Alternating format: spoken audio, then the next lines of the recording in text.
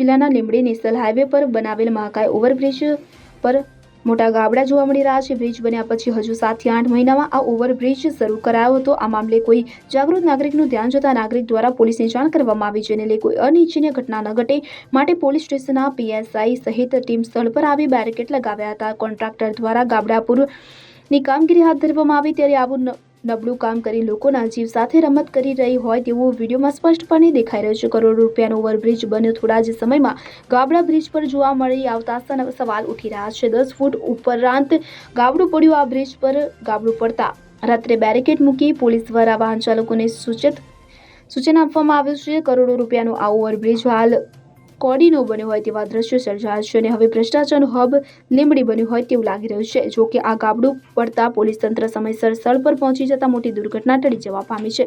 ત્યારે હવે જોવાનું એ રહ્યું કે તંત્ર આ બ્રિજનું કામ કરનાર ઉપર પગલાં લેશે કે કેમ, કેસો ભીનું સંકેલી લેવામાં આવશે કે આમાં પણ ભ્રષ્ટાચાર કરવામાં આવશે, આવા અનેક સવાલ ઓવરબ્રિજ પર બેસ્યા છે।